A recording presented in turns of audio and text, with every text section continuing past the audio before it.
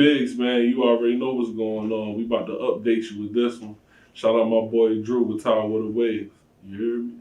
Yes, sir. Yeah, man, it's crazy. I can't believe it's been 5.5 years. Yeah, bro, that's crazy. Yeah. I hate saying time fly, but a lot of things be going on in these pockets of time, for real. It'd be crazy, bro. Yeah. And it's kind of like one of them things where, after the pandemic, I feel like a lot just kind of excelled from there. Pandemic, bro. That was right before the pandemic, or was it like right? It was like right before, right? Yeah. Dang, that's crazy. A lot didn't happen. The whole world had changed since then. Yep. Yeah. So, with it being that long, I mean, you're well known and well established, but for the people that are new viewing, who are you and where you from? Oh, well, man, I thank God for that too. Thanks, bro. And my name is Biggz, Brian Booth, however you want to call me. I'm Biggz, whatever. And I always say I'm from Bmore, Virginia, because I was born and raised in Baltimore until like I was 13, and then from that point on, I've been in Virginia, and Virginia is where I had like my first everything here. So, right. Yeah, bro. Okay. So, you've been a part of this scene, for a while, and even since the last time we talked, it's been a lot more growth, from the different festivals to new artists. So, how did you manage to kind of maintain that consistency? Bro, really just doing what I always do, staying in the studio, like just staying focused and working with people. And I ain't really changed like too many methods. Like I was already really good online and collecting emails and phone numbers and good with marketing. And, by that time, I maybe even had already like 5,000 to 6,000 emails I had built up already. So for me, it was just to stay consistent, keep doing what I was doing, making beats, sharpening my craft, getting better with stuff, learning these new instruments, this AI, all new technology, new way of life, how to, sell yourself more, what kind of products, And I also like really learned what I wanted to do as far as like these next 5 years during that time, Yeah, okay. So, that was like the start of me wanting to have a foundation, really understanding like I can learn things from my children, because my children probably were about 3 or 4 around that time. Yeah, so, yeah, bro. Or just hustling, grinding. Yeah, maybe even 5. They might have been 5. Yeah, but it was a lot, bro. That was a lot. I had Prime going on, Prime Records, and we was going in. We was doing our thing, and it was a lot during that time, bro. Yeah. So that process, these 5 years has been, a lot of growth and focus. Growth within me, learning myself more and more, and just like helping out people who I can along the way. Mm-hmm. Yeah, and you also mentioned, even you in the studio all the time. You do be moving around. You gotta take that downtime. So how do you like decompress from moving around so many people, processing music? What's your downtime like? My downtime is, that's what I'm kind of like learning how to discipline myself in having that right now. Because I'm not good at like just having idle time and just not doing nothing. Right. But I do see the effects of it when I don't have that idle time. So here recently I've been going to the gym, spending more time with my kids, like thinking of like different things, like my book. When I release my book, we start reading it once a week now. Just, doing stuff like that, interacting more with family, my wife. I'm newly married, so like just getting familiar with my lifestyle with being married. And congrats on that. Thank you, bro. And like as far as beats, just sending out beats, because I've been focusing more on production now. Like the engineer side is that's what I do, my passion. That's my love right there. So, and it was beats at first, but now I'm getting back into my beats and understanding what people want to hear now in the beats. Like I never stopped making them, but now that passion is coming back to really make them and really hear those sounds and hear music in a different way again. Gotcha, yeah. And speaking of a different way, it's ever changing. So You know, how did your sound change or improve since the last time we sat down? A lot. It's a lot cleaner now because I done met so many, like I'm cool with so many of the top engineers in the game now, like audio engineers, all the ones everybody look up to that, you know, I got access to them. So like me learning from them now and like understanding how to hear things certain ways now changed the game for me. So in this 5 years, my ears got a lot better, even with producing and hearing how to produce and, you know, hearing what songs blend with each other. Like I used to, shout out to my boy Beatman, but I used to like be like, bro, how you make that melody? How you do that? How you do that? And he would try every which way to show me, but it don't click until it really click and you really find your way. You got to spend time with that, you know? Yeah, and once it just I really happens. did spend time, now it's like, okay, I see how I want to do things now, what works for me, and that what works for other people with something that I enjoy too. Yeah, definitely. You know, before we get more into the music, I do want to go back to the book. You know, what type of book is it? You It's know, a when did you children's drop book, it? bro. Okay. So I started writing this like 2002. When I was looking at my notes, it was like 2002. I came up with the concept, the idea, what I wanted, how I wanted to do it. So it's a children's book teaching kids about controlling their emotions. And it's mainly, so I just started a nonprofit in December. So that was one of my main reasons for releasing that book first, you know, for the children. And I do notice in my children, sometimes it's hard for them to either say things and, you know, say how they feel or control their emotions when they're angry or upset. So like just seeing that, understanding how I was able to control my emotions and then like starting that and then with this new technology with AI, having that help me complete the book and really take it to a whole nother level where I can put it on Amazon and then hire somebody to help me publish it and, you know, it just helped me take those steps. So yeah, and it's for kids. It's like my children are 9, so I'll say like children around like 8, 9 on up to like maybe even like 15, 16. The book is good for them. Even some adults might read it and be like, "Oh, I didn't even look at that. Let me try that." You know, because the stories are still like children's stories. Each chapter is a different story, helping them with different emotions. Yeah, and especially parents, like you mentioned, adults, just understanding, you know, that next generation and how to, I guess, approach those various situations. Yeah, exactly, bro. So Yeah. this in 5 years, it's been a lot of technology, a lot of growth, and you know, just learning myself and my flaws and stuff. You know, really figuring out, all right, what are my weak points? What are my strengths? What do I need help with? What don't I need help with? Do I need a team? All right, so I need a team. Do I need a financial team? Do I need a business team? Do I need management? All of that, like, then starting your trust for your kids and getting the insurances, making sure they're gonna be straight if anything happens.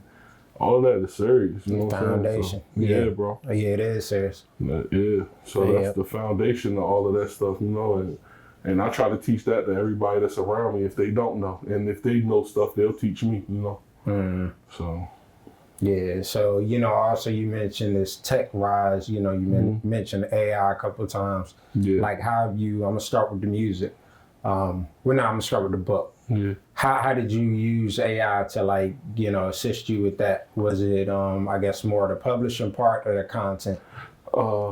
Nah, the person who I had help me publish was the person that helped with all of that process. Okay. But as far as like content, coming up with different ideas, organizing, making sure my words are right, because I'm still gonna write like I'm crazy. You know what I'm saying? I just write what come to my head.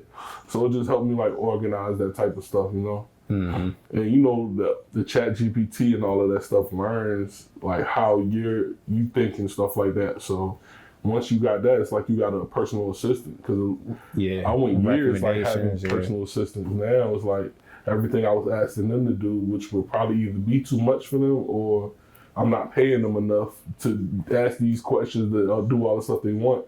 ChatGPT do it for free, you know? So now I can ask an assistant to do something else while I get those things. Efficient. Yeah.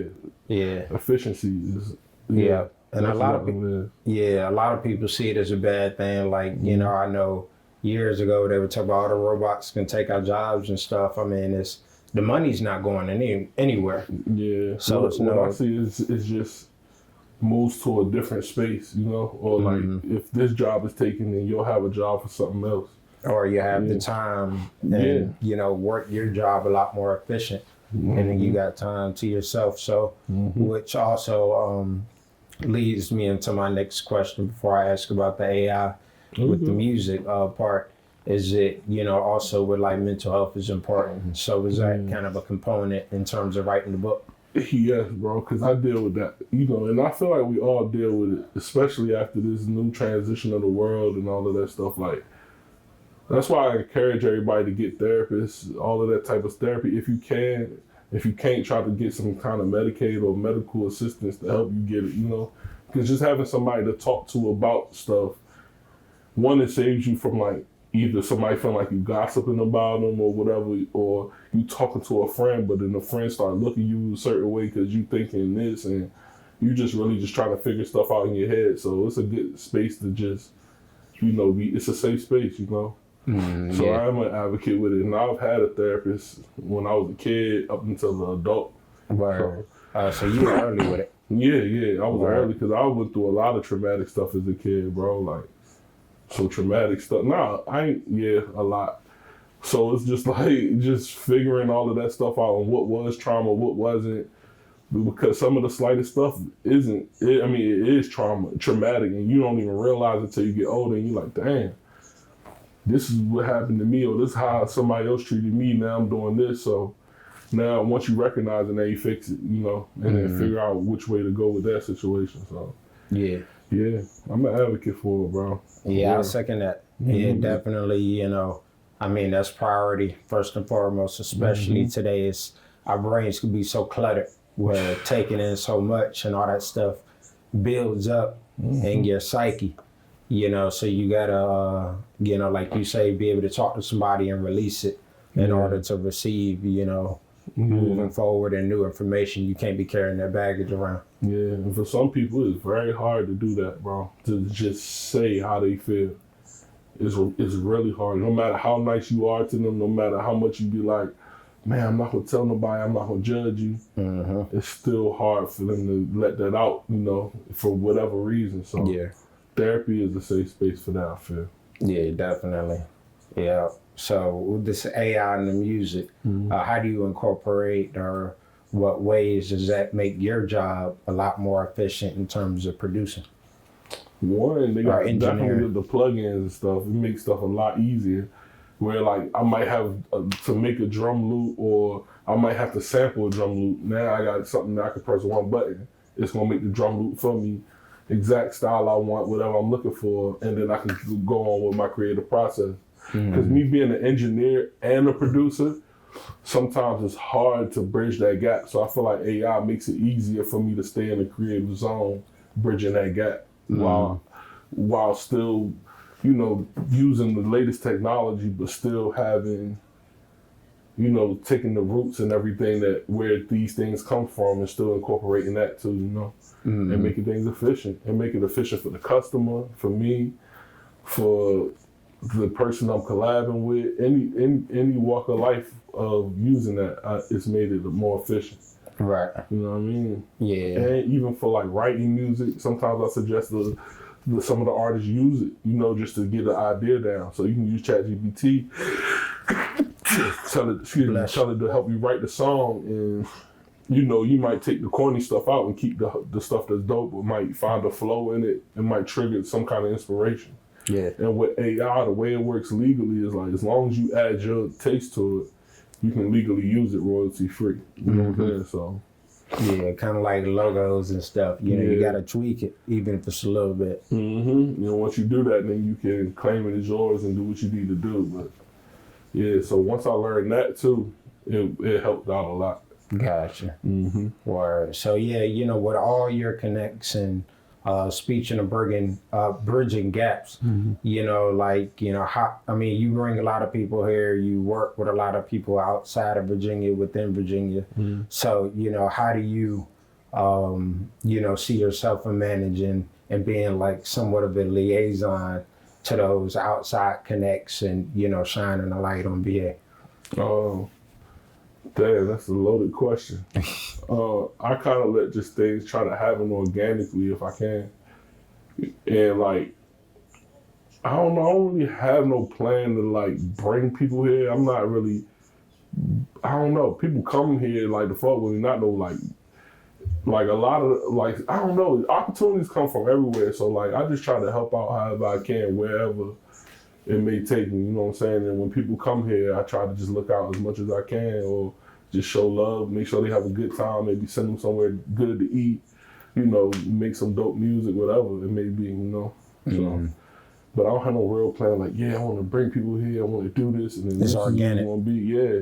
Because I feel like if I try to force it, I'm gonna be super let down if it don't happen. Or I might let somebody else down because it didn't happen. Now it's like I feel like I owe them. You know what I mean? And Right. it don't even have to be all that. You just try to do what you could do and add to what's going on and keep it moving, you know? Yeah, for sure. And, you know, of course, with you staying busy in the studio, you know, like, I guess what is that? And I think we touched on this last time and, you know, first interview, but like that creative process when working with different people, like how do you establish that starting point? With like mainstream artists or like people that's Either one. just, 'Cause everybody got like a different how do sound. I So. establish a relationship with them? Oh no, so like their music, so you're not like mixing, you know, I guess being a bit redundant with the sounds. Like how do you kind of build a sound with all these different people? With everybody, without everybody sounding the same? Yeah. The artists bring the you know, the originality to it, and I feel like everything is a different vibe. So, but just every person, like I can make the same record with like 10 different artists in the same day, and they all gonna sound different. Sure. So I think the artist brings the originality too. You know what I mean? And I just kind of follow suit. I try to kind of follow the vibe of the artist and create around the artist instead of trying to put them in whatever box I feel like they need to be in because this is how I feel. Kind of let them go with how they feel so they can understand their process and grow through the process. You know what I mean? Yeah, for sure.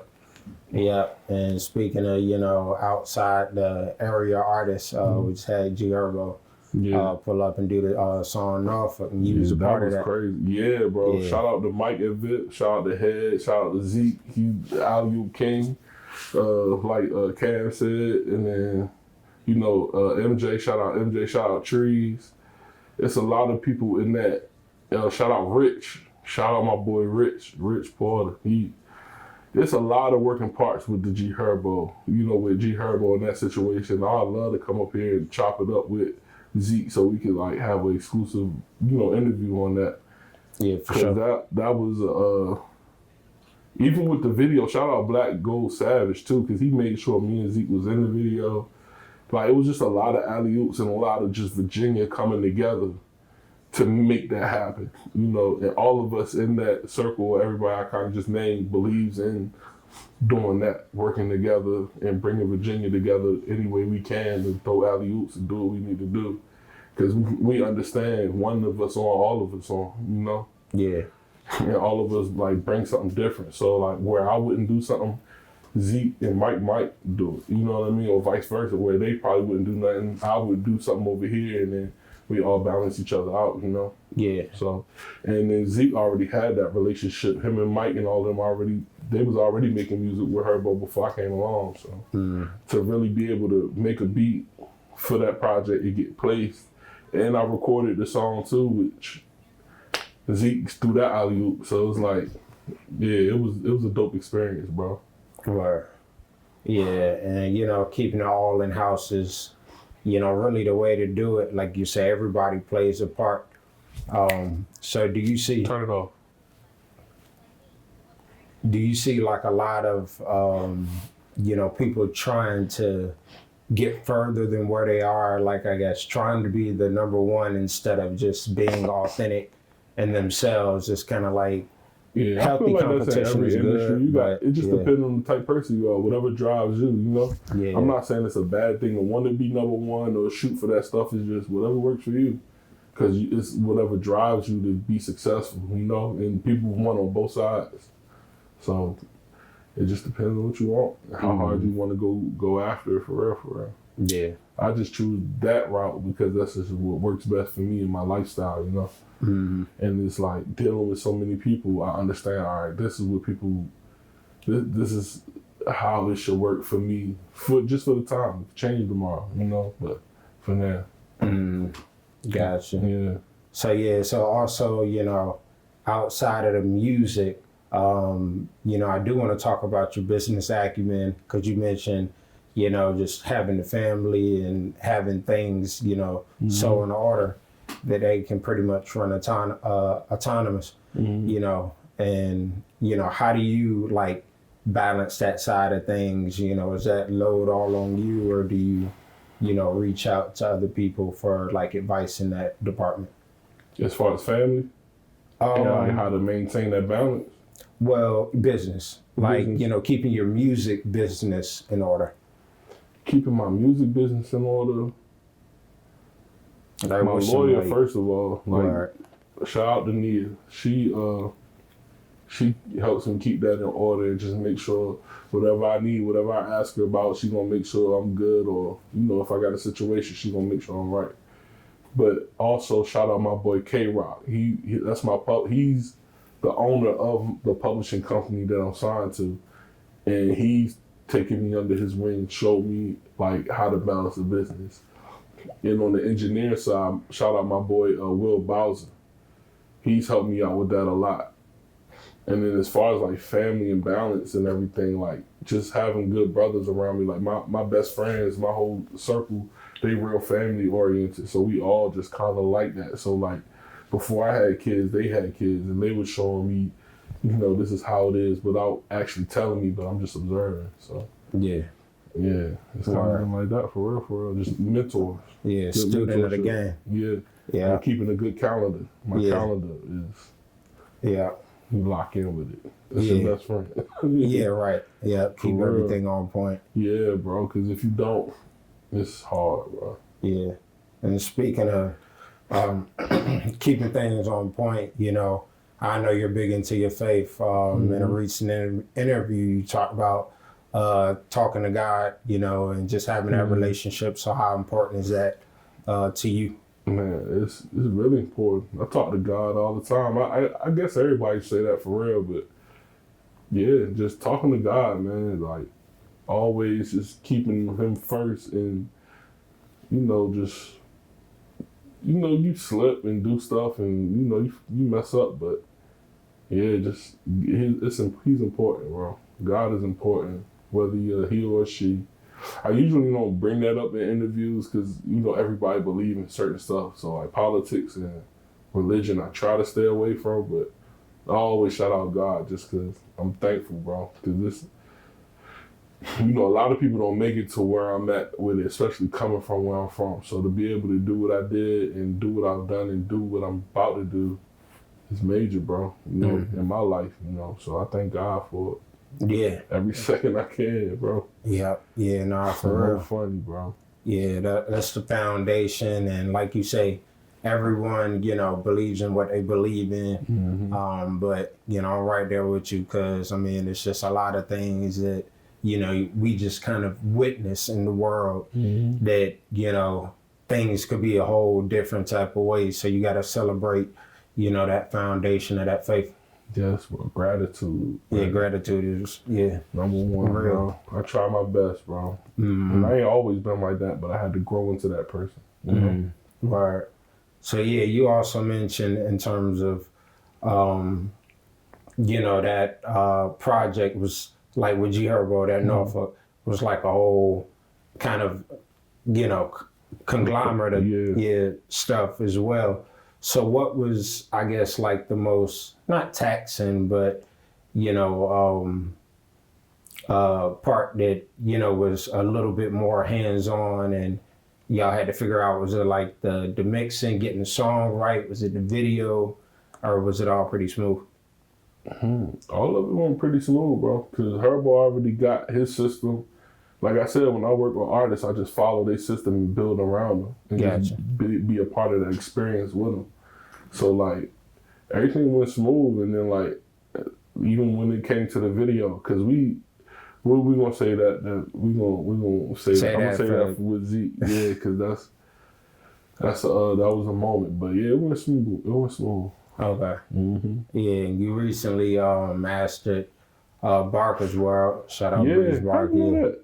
Hey, man, I do my research. Well, yeah, that's all right. That's all right. Yeah, yep. Shout out to your Bark, been killing them, bro. Like, yeah, he been snapping, bro. That project is really good. His rollout been good. Everything looking good. The content, you know, definitely behind him 100%. However I can. Yeah, and it's just certain people that's been there since, like, it started to kind of resurge, like this area. I want to say around that 2017 is when it kind of take a little lift off right before something in the water and all that. Yep. And, you know, there those names are the people that kind of kicked it off, and Biggz is one of them. So I didn't even think about that. You right though. Yeah. Dang, bro. Yeah. There was a little bit before that, and it kind of kept taking steps. Yep. Yeah. That was right, because we did something in the water track. You remember he did that song? I mixed and mastered that song, and we went through that shit like 8-9 times. That joint was crazy. Yeah, like before it was finalized. I forgot. That's crazy. Yeah, bro. That's why these updates are important. Yeah. Full circle. Yes, bro. Yeah, I appreciate that for real. Yeah. Yeah, and you mentioned, you know, you got some things coming up, you know, what you're about to do. What can you share with the people about, like, what's coming next for you? Any projects or things that you can, you know, drop? I know I just landed a placement on Lil Xan's album. Whenever that drops, he got some dope stuff coming out. A lot of stuff I'm just shooting for placements right now. I landed some, like, people that got on it, but there's no telling when it's gonna come out or if it's gonna come out. I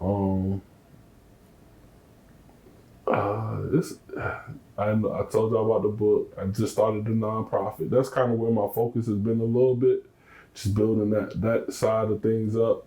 And then I just opened up. Well, I didn't just open it up, but B. Michelle and my boy Tori brought me in to their conglomerate called Elevated Sounds and Visuals, which we just opened up a studio in Virginia Beach and got it up and running. So I've been over there probably about 8-9 months now. Nice. So we've been building. We got like a live setup in there so you can record live bands.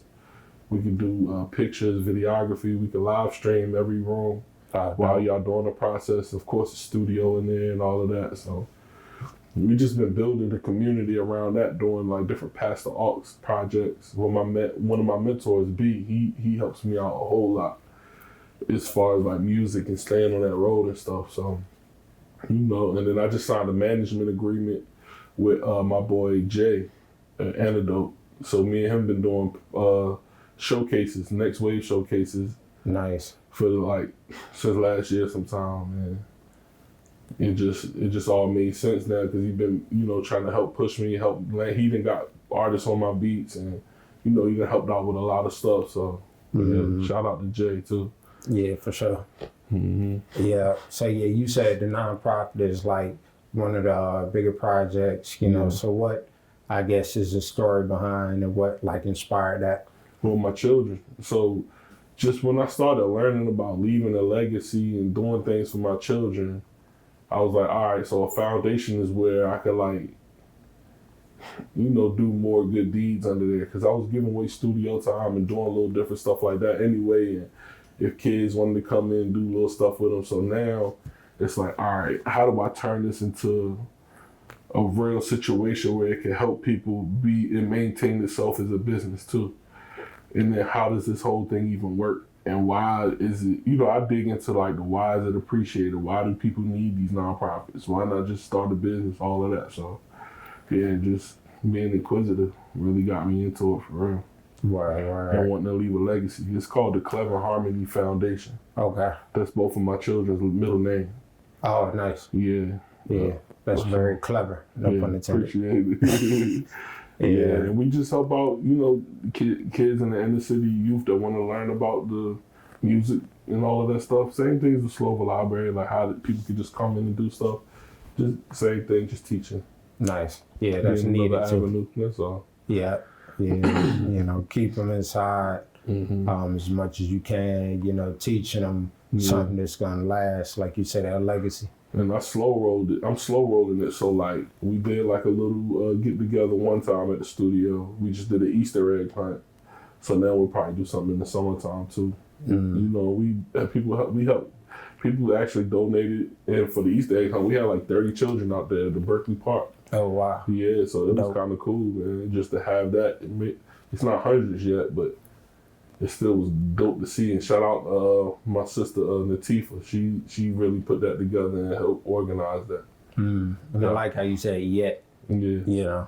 It'll grow. Definitely. Like everything, it'll grow, man. You just got to stay consistent with it. That's why I try to slow roll it so I don't like get burnt out and just quit. Yeah. So speaking of not quitting, I do want to bring up you was at Fight Night the other day. Shout out to the Davis brothers. Yeah, shout out to them, man. Yeah, necessarily go as planned, but how did you enjoy that atmosphere and that that was my first boxing fight that I actually went to, and I really enjoyed it, bro. The good, the bad, the ugly, and like, I just enjoyed it, bro. I just enjoyed seeing like the city just in that space. I think I was out of town for the first one, so I was really excited for this one, but. And it turned out dope. Everybody was in the building, or as many people that could be there was there. A lot of people canceled their tickets and stuff just because the main card. Yeah, the main card. But I enjoyed it though. I had a ball, man. For real. Yeah, and hopefully that doesn't deter. Any bigger fights and them coming back because they all skilled. So that's all it takes. Just about the road. And stay focused, and like just one day at a time. That's it. Yeah, just take it one day at a time. Yeah, for sure. But I think everything will be all right. This too shall pass. My grandma always said. Yep. You feel me? Yeah, definitely. This too shall pass for sure. Yeah. So, do we miss anything? Anything else do we need to cover? Nah, man. We did it. We got it. Okay. Because this ain't going to be the last time we sit down. Like, it ain't going to be 5 years. Yeah, I didn't know that 5 years would pass. Me neither. That's wild. That's insane. It's always updates. I just can't think of everything right now, but, it's always updates, bro. And then I have artists that I would love to bring up here, especially that need a platform like this. So, in between time, we can figure that out, Yeah, definitely. Yeah, and I'm looking at expanding more too. So even if I pull up on you, just get diverse with the content. That's what I'm working on now. Yeah, bro. You need help, bro. I'll help out however, bro. Whatever I can do. Vice versa. Because I know what you do. You put stuff together, especially down here. You was putting stuff together down here for years, bro. Yeah. So. Yeah. Don't plan stopping anytime soon. So, we can get to it, but where can the people find you and get in contact with you? Connect? Thisisbiggz.com. Make sure y'all sign up for the email list. Just go to www.thisisbiggz.com and click, sign up for the email, leave your phone number. And if you hit me up, either you can go through there or you can call me 757-839-2567. You need studio time, artist development, production beats. You need music business advice. You need to connect with somebody, connect some kind of dots. Just hit me. I'm with you. For sure. Yeah, we got Biggz back in the building. Yeah, appreciate you. Thank you for having me, bro. Yeah, looking forward to episode 3. Yeah, bro. Yeah. And we out. Appreciate you. For sure.